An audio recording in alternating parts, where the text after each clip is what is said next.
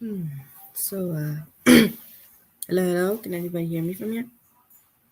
Hmm. Let me try. Hello, hello. Is anybody on? Yes. Is anybody on? Can anybody hear me? Yeah, yeah, right. Thank you for your patience. So, while we wait for our any viewers or questions, how about I would wait for some questions. If you want to have your question, just type at TCE Ministries with your question. Since this is a live stream Q&A, I would like to have your questions answered with the historical evidence and the Bible. So while I wait for some questions to appear in the chat box, I'll be away for a few minutes so that I can see the questions coming in.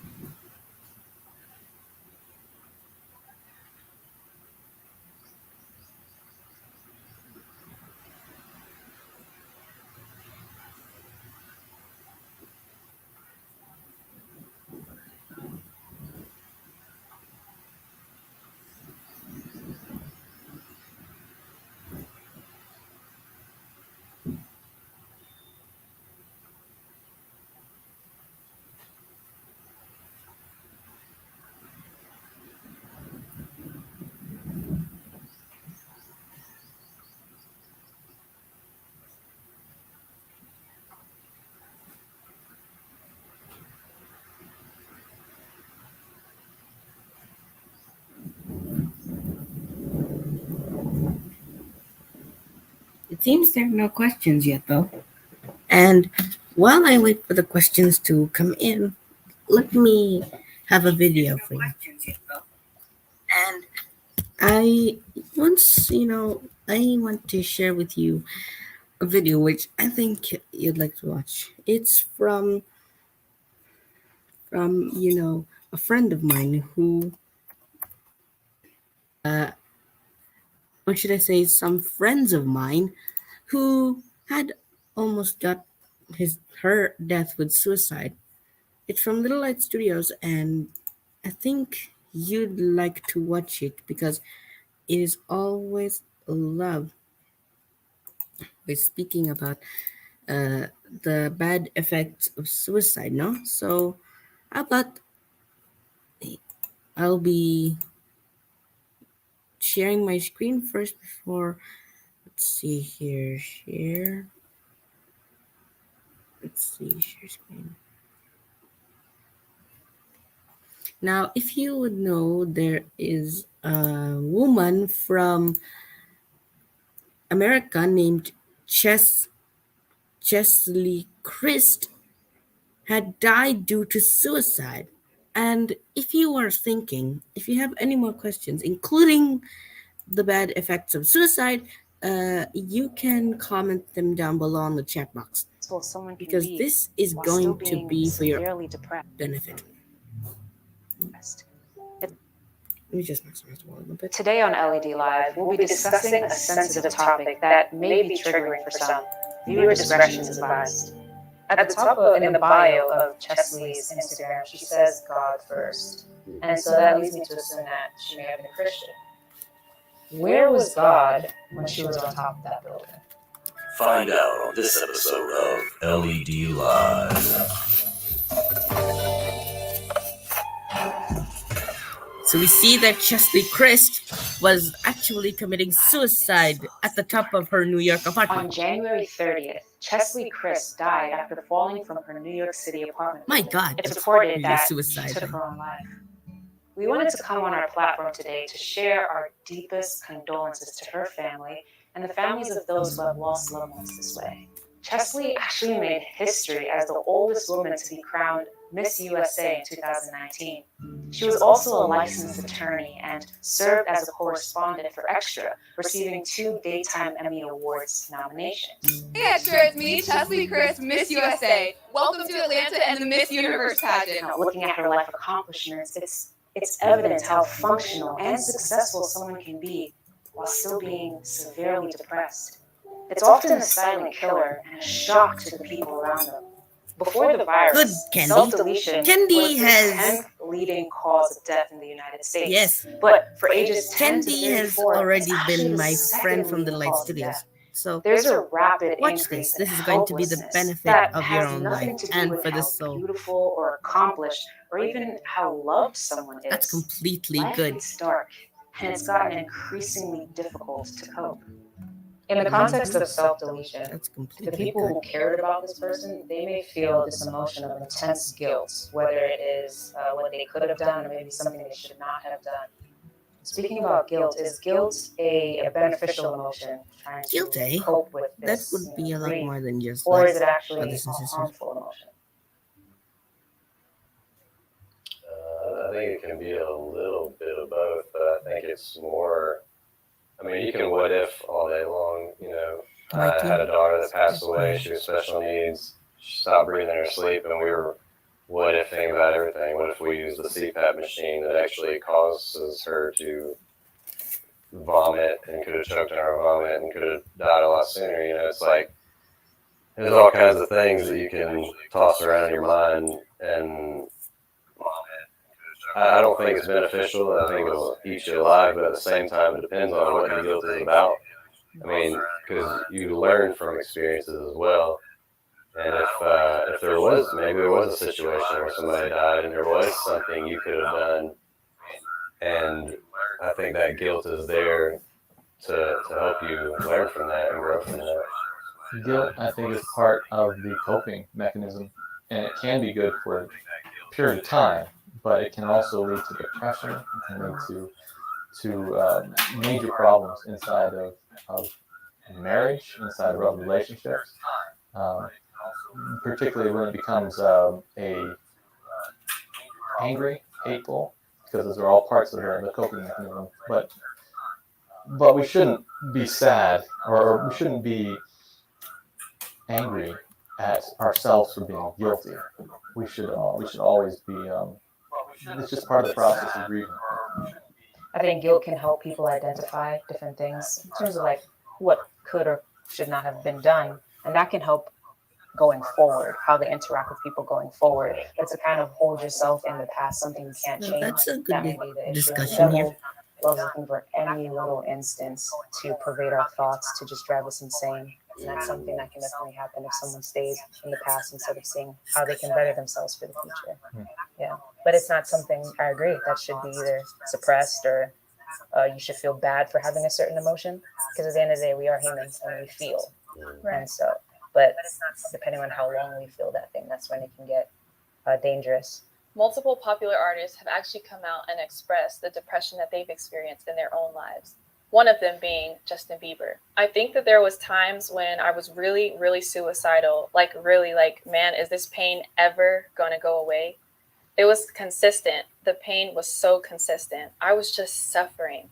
I had no idea that this life would take me by storm. I had no idea that I would just get sucked up by all this stuff. There were so many people who were just so mean, random people saying, you suck, you look like a girl. And I would just shake it off and act like it didn't bother me. But that stuff bothered me, and it affected how I acted and how I treated people. And then it's this ongoing cycle of hurt people, hurt people. So something that's interesting is that so many times in mainstream media and in our culture, a lot of like, we say that we want this lifestyle, to be famous, to have all this money, to be rich. And it's crazy because these very artists are the ones that are coming out and saying in their work that this life is actually really hard. It's not all what it seems.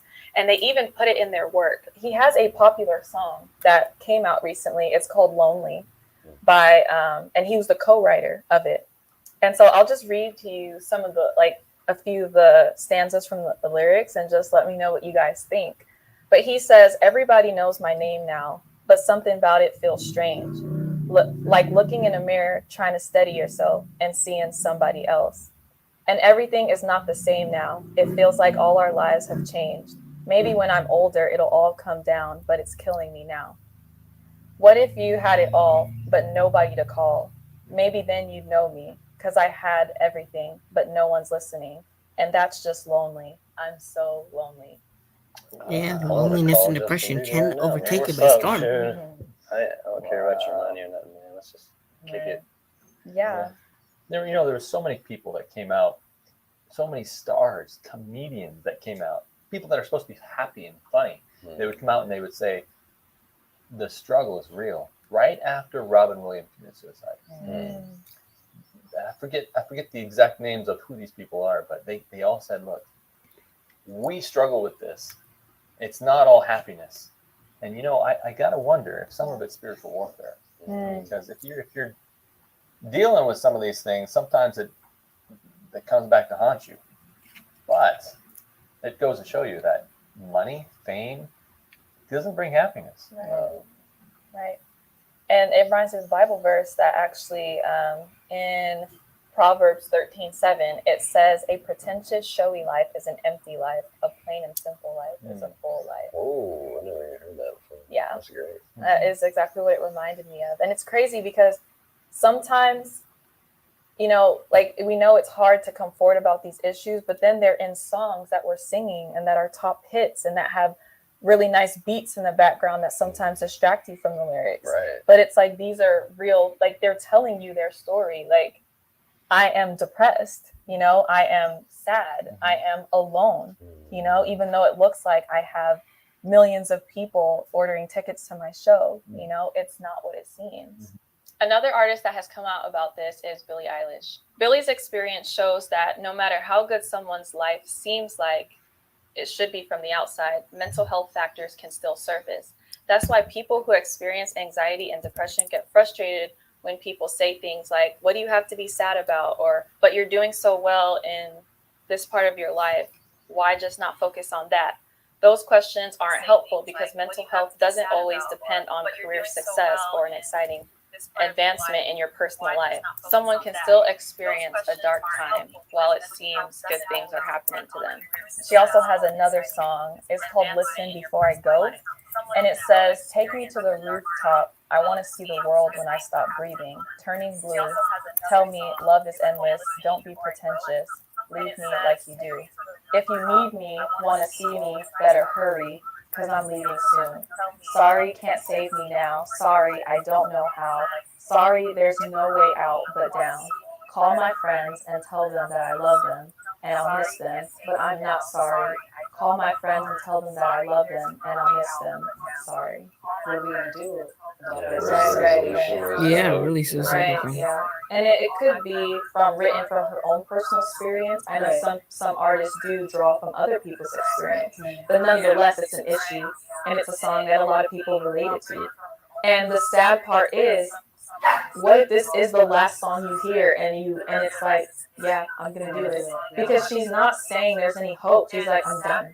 Exactly. This is it. Like, I don't want to be here anymore. I'm sorry. There's a lot of people defending her when we talked about the song "All the Good Girls Go to Hell," and they're like, you know, she's helped me so much when I'm depressed. I listen to her, and all they're seeing is someone that can identify. A lot of us have been able to identify with being sad or going through something. But what's the answer? What's the result? The end hope? And that's something that I do hear in contemporary Christian music is like Jeremy Camp, his whole testimony was he married this woman who was terminally ill and she ended up dying, and he wrote this song about all the pain he's going through. But then there's this chorus that says, he knows. It's talking about how Jesus knows all the pain you're going through. He's been through himself. He's been through being betrayed. He's been through being nailed to a cross by people who were saying amen to the things he was saying the day before.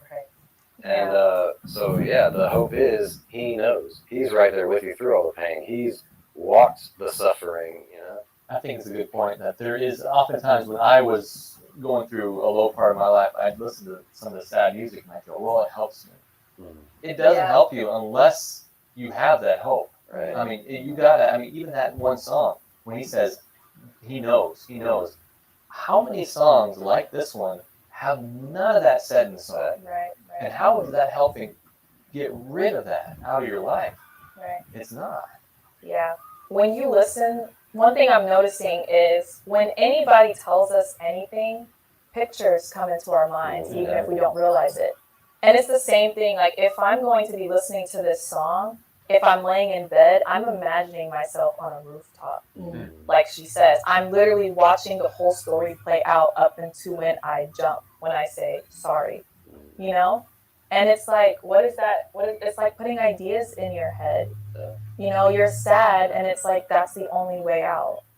Another artist that has come out about depression is Demi Lovato, and she has struggled with it for most of her life and has been very vocal about it. In a Today interview, she said, I've dealt with depression and suicidal ideation since I was about 7 years old, and that's something I've been very vocal about. I've talked about it for years, and so today I don't take it lightly. I easily could have been someone that wasn't having this interview today. And so she even says, like, the reason why she's so vocal about it is because she knows that it is a very serious issue and she struggles with it. And she says that she really tries to encourage people through her music to not seek permanent solutions to temporary problems. And I think it can be encouraging to see, to have someone who is very vocal that this is not just a one-time thing. It is something daily, and it's like every day you have to show up, even though it's hard, but it's possible. You know, there's not just one way out, you know. Even though it can be hard to go through it, it's possible, you know. And there are highs and lows. Like she even says, life ebbs and flows. You know, so it's like there are really, really high moments that we have, and then there are really, really low ones. But that's just life, and we have to just keep going through it.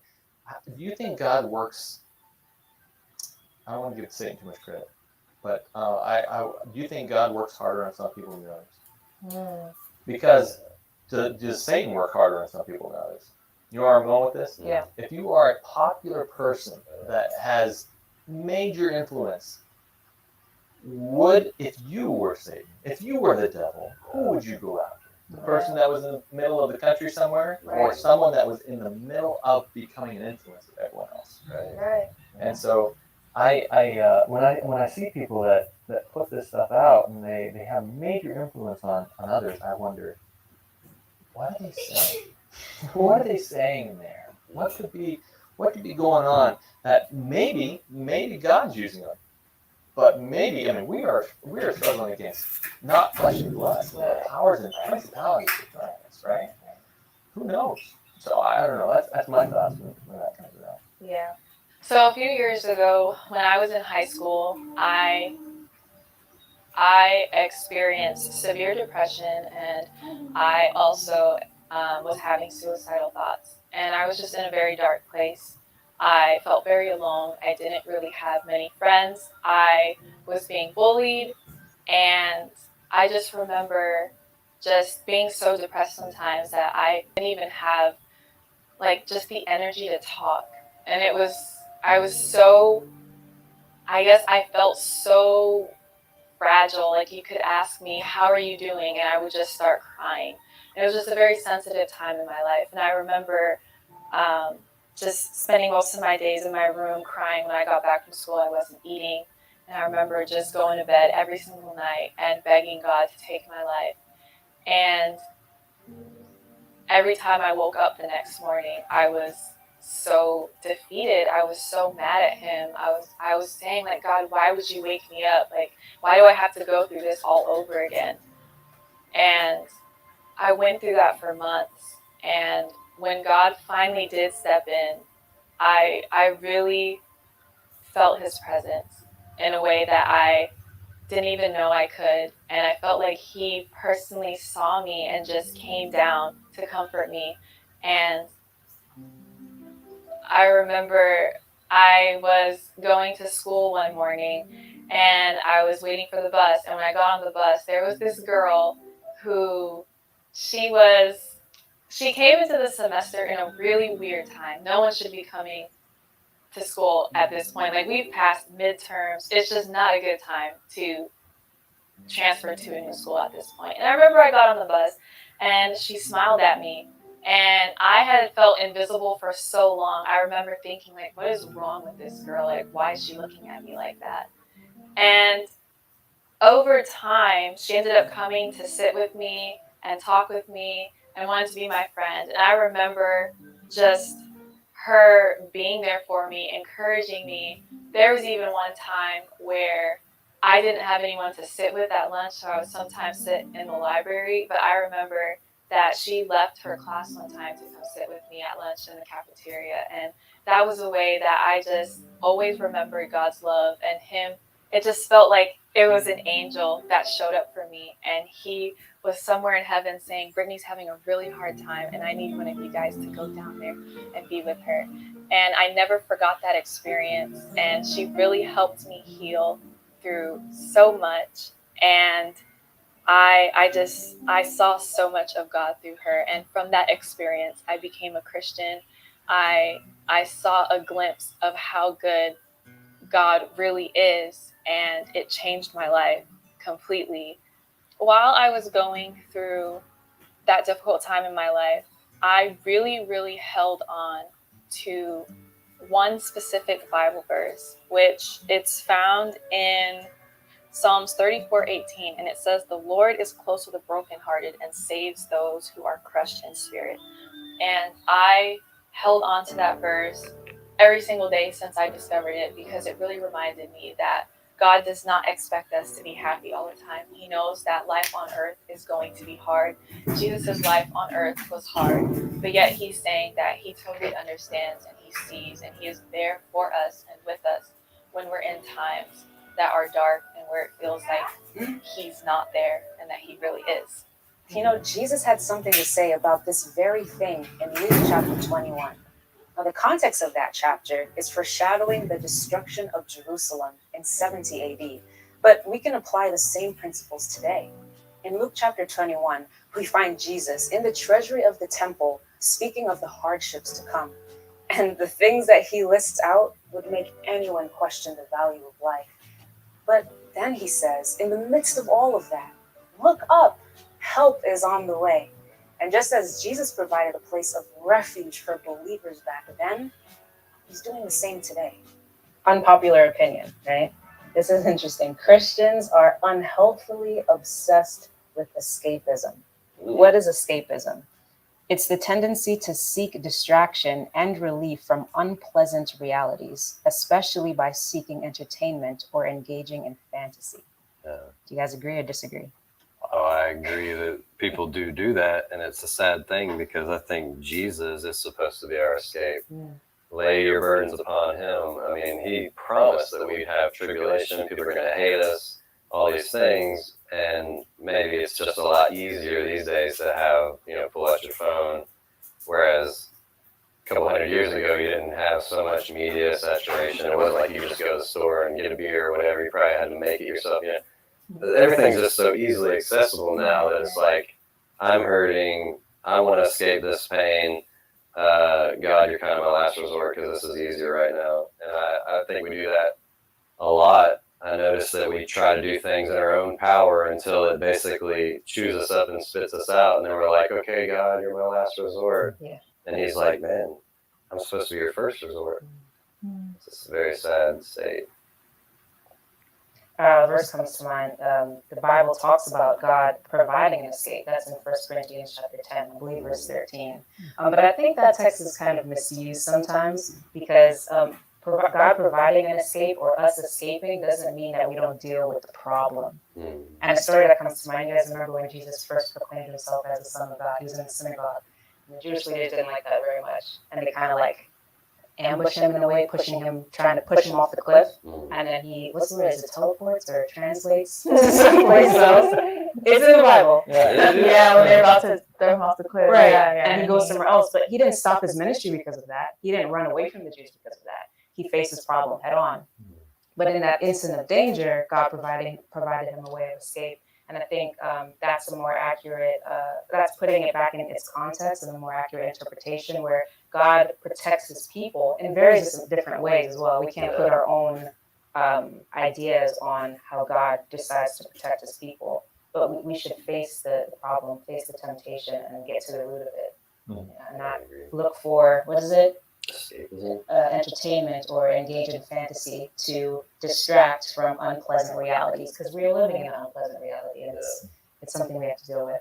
With that, though, can also come, you have to ask the question, why do people go to these? And usually it's because they feel like they can't talk to someone about it. So then, because if you feel like you're alone or like no one's listening to you, then all you have left are these escapism type of realities, to cope with it. And so I think that could be another factor is if you lack that supportive community, it's like you feel like you have nowhere else to go except, to some unhealthy escapism route.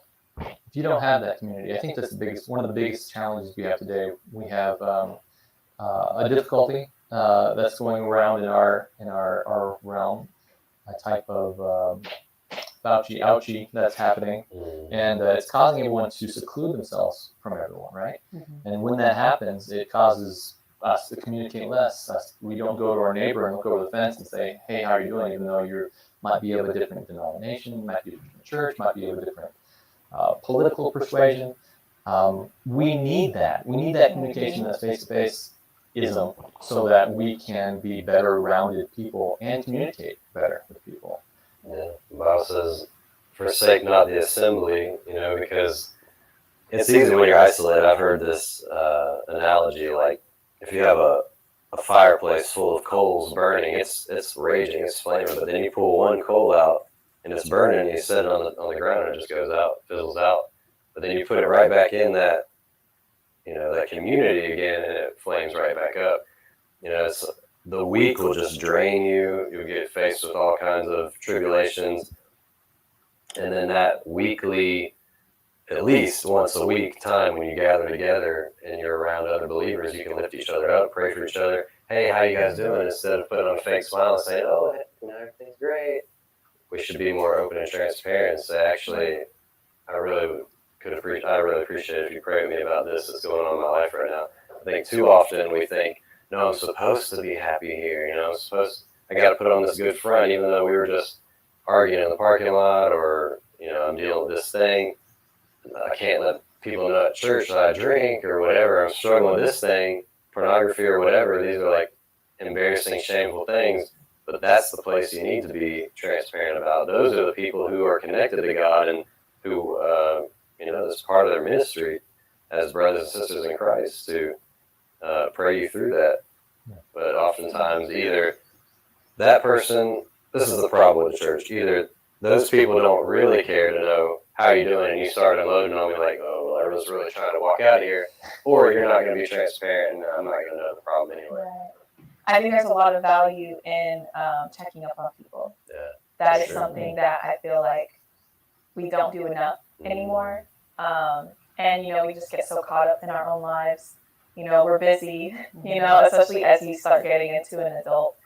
But yeah, I think there's a lot of power and value in that, especially because right now on social media, there's a lot of like self-care culture in the terms like, yes, it's good and important to take care of yourself, but I see it a lot of times sway to the selfish side where it's like, I'm going to take care of me first. I don't care what's going on in your life. I come first, and it's like, well, if you're always thinking about you all the time, where do I come in? What if I need you to help me through something and you're not there? And then people start to kind of close themselves off because they feel like nobody cares. Yeah. So I think that's definitely something that's undervalued, is just the power of checking up on people and saying, hey, I thought of you today. How are you doing?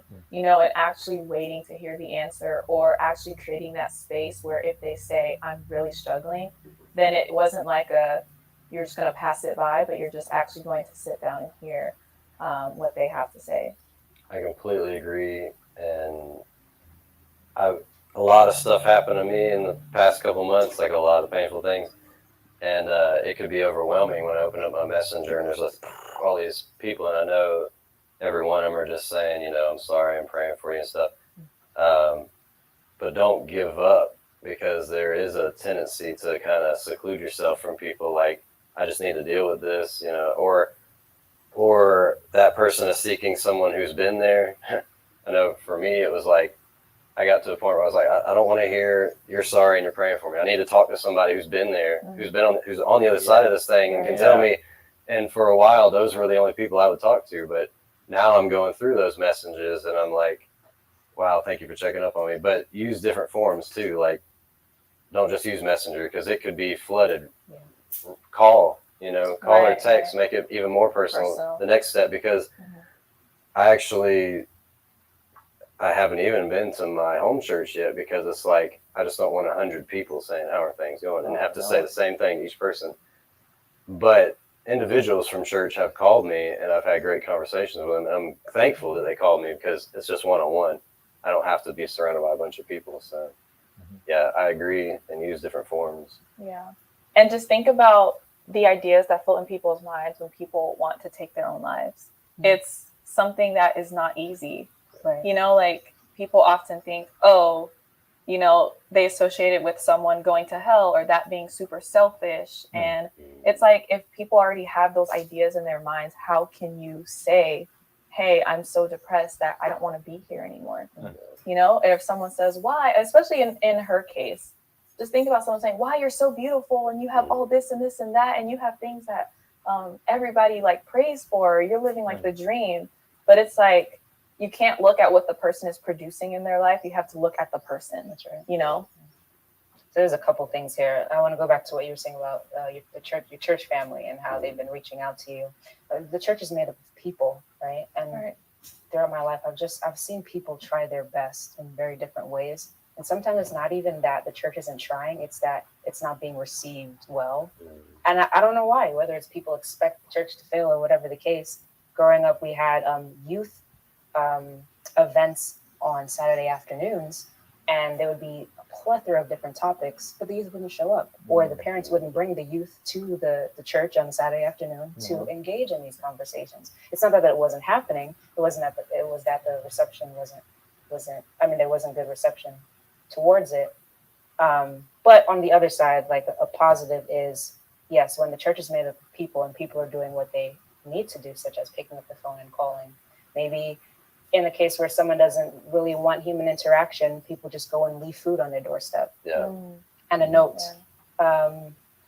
Alex, our coworker, he lost his house. That was a really sad situation. And someone gave his family a dog, and that was a good emotional support for them. Wow. And they still have the dog today, and it's a blessing for them. So there's so many different ways to connect with someone, aside from just sending them a message or calling them. If those don't work, there are other creative ways. And I think learning the love languages, learning the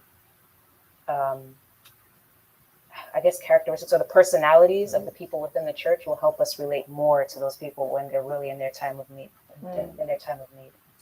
I think relatability is the important thing, because you can easily, I know the church sometimes does have this thing where they say kind of some cliche things or some things that aren't practical. So it's like, if you're having dark thoughts, pray to Jesus about it and he'll lift that up. And if he doesn't, if you struggle through it, like not everybody's testimony is just, and you're done, and you're, everything is crystal clear. God took everything away and you never have to deal with it again. Not everybody's story is like that. So I think being able to relate to someone and using wisdom through the Holy Spirit to know what to say and what not to say, because sometimes just show Jesus instead of just, tell people. The Bible says that sometimes the world will give you trouble, but God is much bigger than any of your problems, right? And so when we have troubles in our life, we need to recognize that God is there. And even though he might not take those things away immediately, it might be for our trial that we go through. Prayer is still going to be involved. You can get other people involved in your life to have prayer. And sometimes those people in your life might be the ones that are drawing you down, right? So you need to find a crowd of people that will lift you up and get you out of that funk that you're in, right? Right. In the bio of Chesley's Instagram, it says God first, which leads me to assume that she may have been Christian.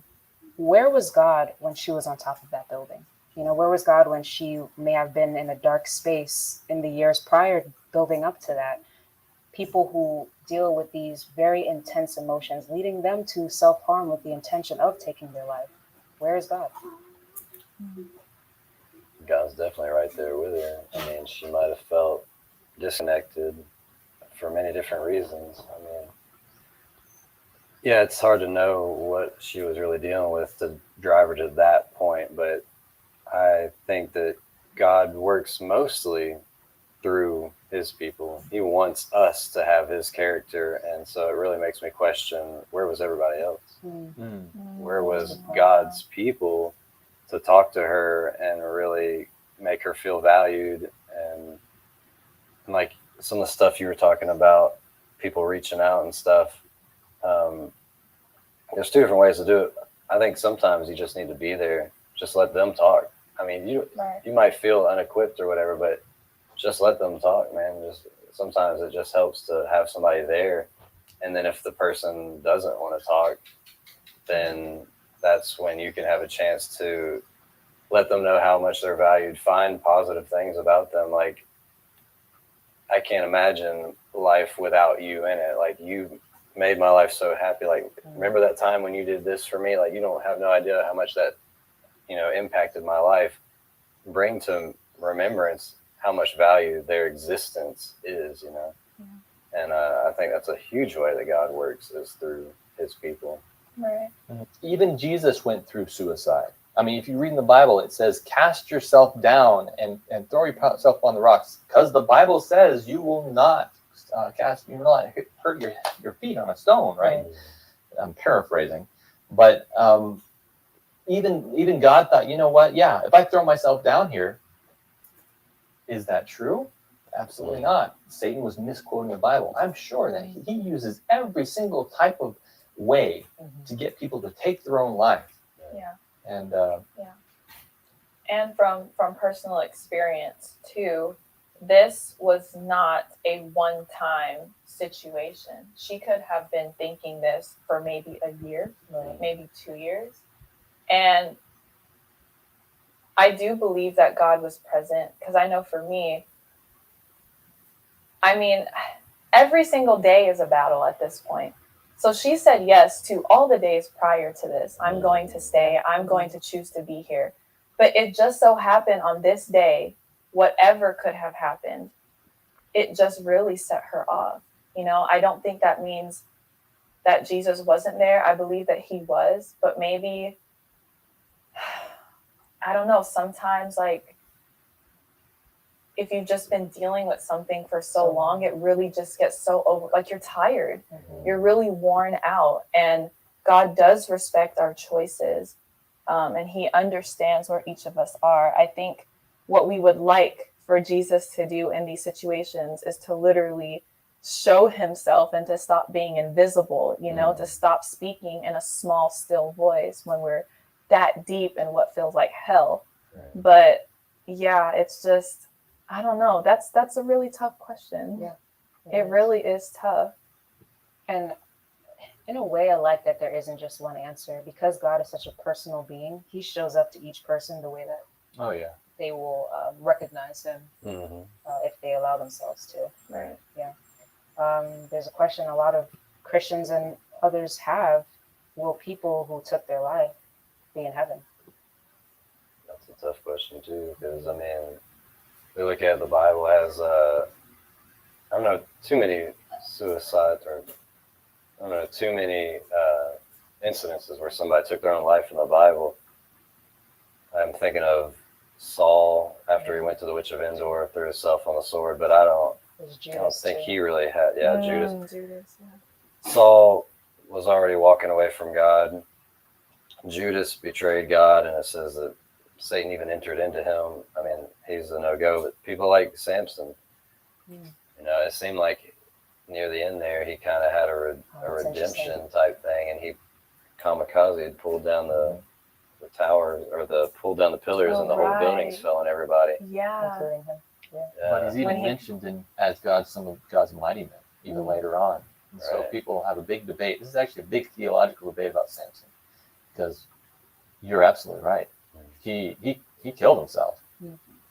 But we don't know exactly what his mindset was before he died. And so that's why people are always tiptoeing around this topic, particularly because sometimes you have parents that have had kids that taken their life. We don't know what that kid thought about before he died and how he regretted what he wanted. But at the same time, taking your life is murder. And so it's a dangerous thing to do.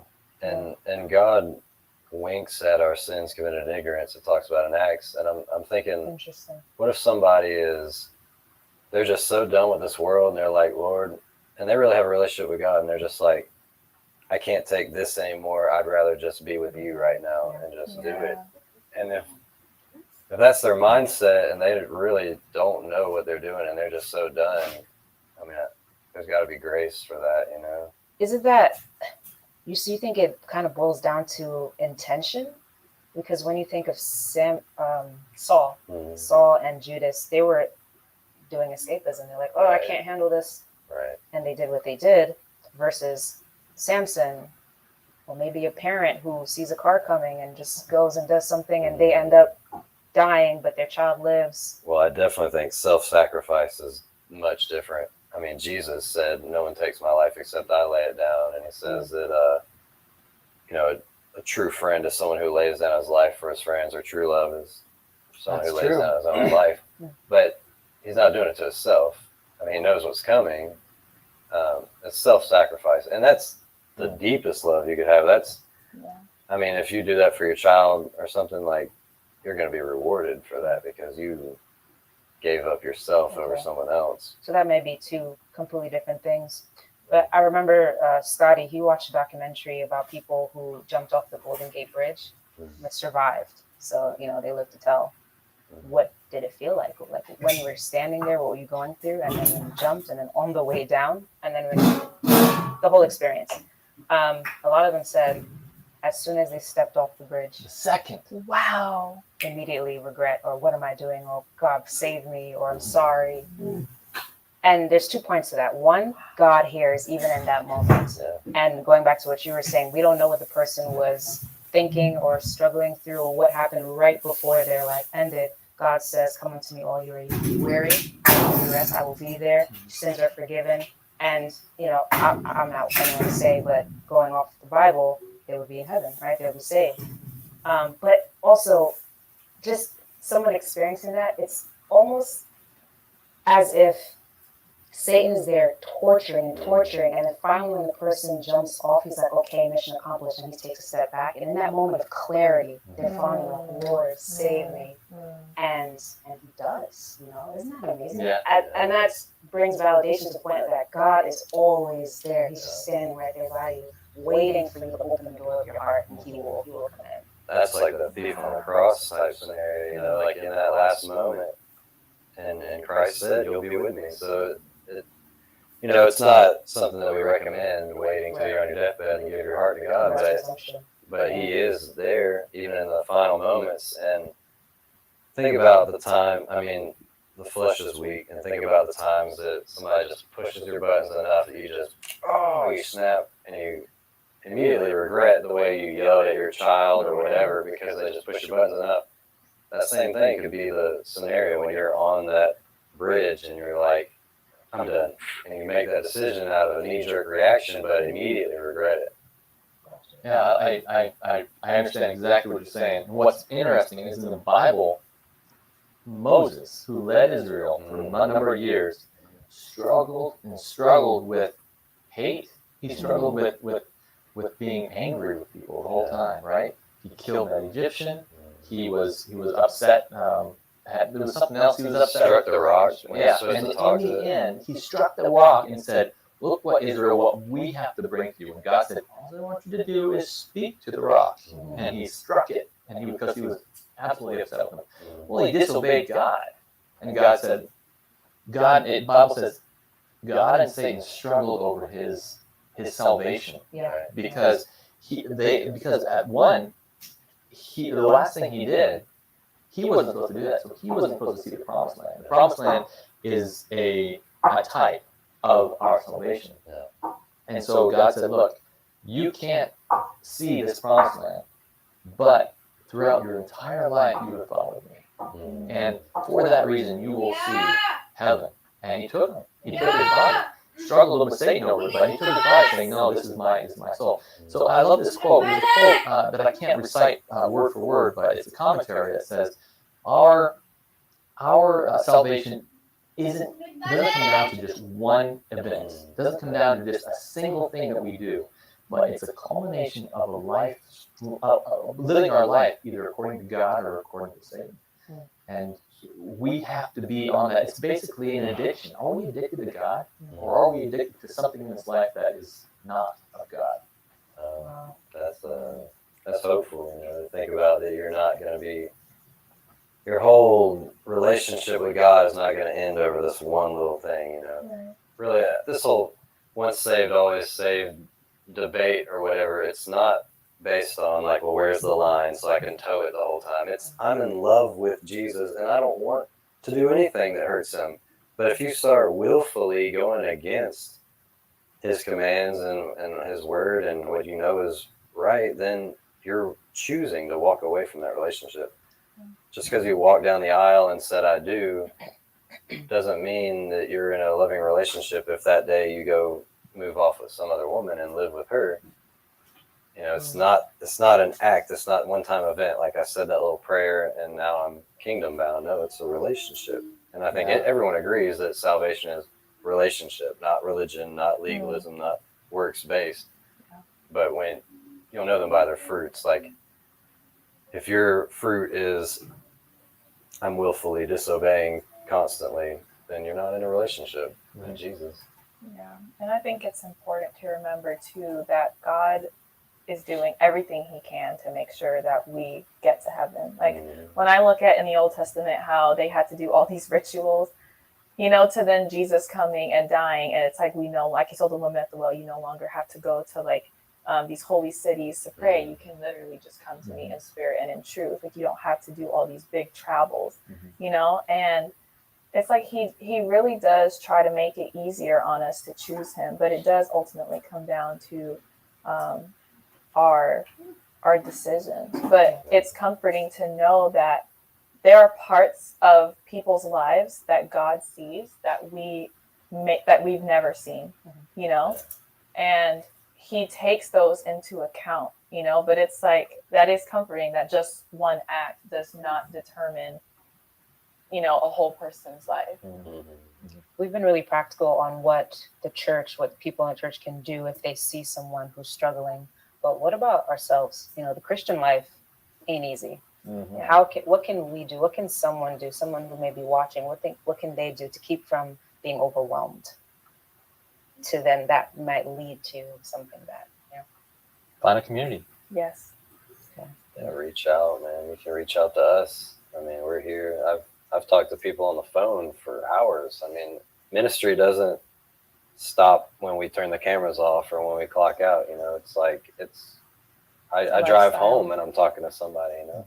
Okay, that's an amazing one. But if you try to reach out and the person doesn't pick up the phone, you're there with yourself and your thoughts. Prayer. Someone there. Yeah. Prayer. Yeah. I think it's important to surround ourselves with things that we know that kind of grounds us in happiness or joy, or that reminds us of good things, other about ourselves. Like, I know for me, I really enjoy when people write me handwritten letters. So I know there's this one birthday card that my mom gave me. I mean, usually people throw those away, but to me, those are very sentimental. And she was just like, "I'm so proud that you're my daughter," and all this stuff. And I saved that, you know, and just to have these remnants of things that bring you joy, or photographs in your happiest moments, and things to just remind you that there are reasons to stay. And prayer is a good one. Even if all you do is look up on Google Bible verses for depression. My favorite is in Psalms, where it says, "God is close to the brokenhearted." That was one verse that I really, really held on to, just to know that God is not saying, you know, you're not a real Christian if you're not happy all the time, because that's what we make it seem like. We make it seem like it's not going to be hard. But to know that God understands that we are humans and we will experience brokenness, he's saying, I'm going to be there. And he also says, cast all your fears and anxieties on him, you know, and he's telling us we can come to him for everything. It's not just ignore your feelings and come worship me. It's bring all that you are to me and I'm there. And it says, be anxious for nothing, but in all things by prayer, supplication, thanksgiving. Thank God for what he's doing in your life, even if you don't see it happen. And that the peace of God, which surpasses all understanding, will guard your hearts and minds. I'm trying to think of a situation where somebody just really doesn't have anybody. It's hard for me to think about because I've always had family, I've always had friends, and You did bring out don't ignore your feelings. I think that's an excellent point, because one thing I would say is don't procrastinate on getting to the root of why you feel a certain type of way. And so when it comes to overwhelm, well, why are you overwhelmed? Are you doing a bunch of stuff in terms of outreach, but you're giving from an empty cup? Do you need to step back for a second? Do you need some self-care? Do you need to study the word? Do you just need a nap? You know, or it's a good plate of food instead of fast food. Like, these little things can add up to a big benefit. To that point, I mean, all these are fantastic, but some things even outside of this can add to the ability to help you. Like just getting outside. You need to get outside. You need to get some sunshine. That's right. You need to go out. You need to get some exercise. Get those endorphins in your body. You will automatically feel better, at least a little bit, if you get out and you exercise a little bit. Fresh air, water. Make sure your water intake's good. I mean, all these things contribute to how you feel inside. And so it's not always just a spiritual thing, but it's also a physical thing. Yeah. And a mental thing, because physical. That's right. Right. What you put into your body feeds your mind. Your mind is an organ itself, and that's where mental health comes into play. But I was thinking about somebody that just doesn't have anywhere to turn. If they really don't have anywhere to turn, and you really think this could be your last day or whatever, like, why don't you go do something nice for somebody? You know, like we've talked about on the show, like the people who have the longest, happiest lives are those who work in some kind of like nursing, like where they're taking care of other people. Mm. So it's like Yes. that adds value to yourself. So if you have no one else and nobody else is going to take care of you, why don't you be that person? Why don't you be Christ and go out to that homeless person and give them some food and some money and encouragement and see how it makes you feel? Take the focus off yourself, Right. put it on someone else, Right. and then you will forget about all your woes. I mean, even if it comes down to just going out and petting a puppy. That's what I was going to say, because those with anxiety, that might be really intense to try to go find someone to help another human being. But a pet, a plant, just keeping a plant alive, you know, you have to open those shades, let the sun in, at least for the plants benefit, and you yourself get benefit as well. It involves some effort, for sure, it does, and there should be prayer throughout each step of this process. Yeah. But, oh, excellent. That's excellent advice. Yeah, I really do think it's important to get out of your own head. Because I remember on the puppy topic, because I had a pet growing up, and I remember when she passed away, and it, like, you know, my mom, like, me and my brother were out off to college, so we weren't home, and my mom was like, man, I really underestimated how this dog helped me, you know, get out of the house. I had to take her for a walk, you know, so I had to actually get out of the house. And so it's like, yeah, those little things like having a pet or something really does help. And they're so gracious too. Like, it's like they're just they're such gentle lovers. Yeah, you cry, they lick your tears and everything. They're really comforting, and they don't require like you to talk to them. Really, it's just, or like this doesn't require conversation. It's just presence, and sometimes that really is what you need. I'll leave you with 3 C's: clarity, community, and Christ. Clarity. You know, it's the devil's goal to cloud the mind. There's a direct correlation between addiction, whether media, drug, or sex-related, and depression. What door may be open that's letting in all that smoke, clouding your mind or masking the problem?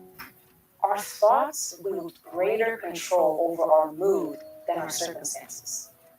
Community. Now, the very things people on the outside looking in regard as privileges, well, those could be the same things that are a heavy burden for the person experiencing depression. Things like being intelligent, beautiful, or famous, all of these could actually be very isolating. Anxiety, distress, or overwhelm, it can build up to dark thoughts. A great counter to this is a solid community.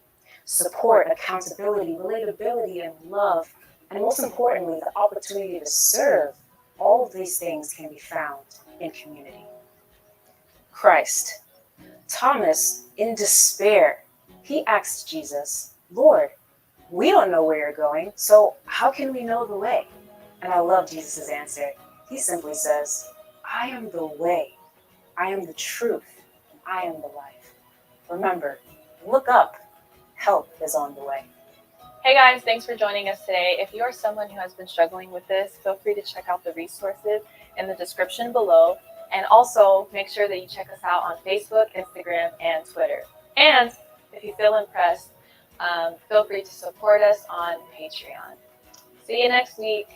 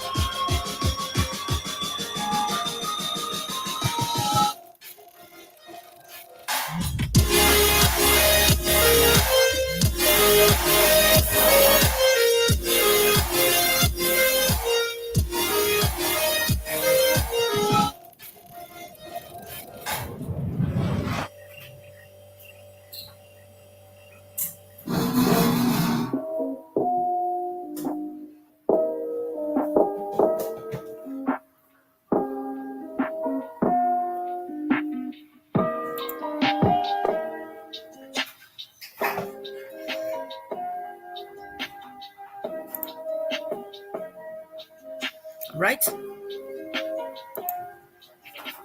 All right, all. So, what have we learned from this story of Chesley Christ? So, number one here is her suicidal effect. So, I'll add that while I was in this Q&A. Suicide is quite a bit of murdering yourself. And the sixth commandment says that thou shalt not kill. If any hesitation has come around, then what would do? Number two is she fell from a high building that may be about 500 cubits upwards. So, if you would remember, Chesley Christ had been fallen from there, if it were. And number three in this matter is that whether we choose to live or not. Remember, the wages of sin is death, but the gift of life is in Christ. So, if Christ is your life, will you accept Him? And that brings us to our seminar to an end. This is Anthony. See you next time.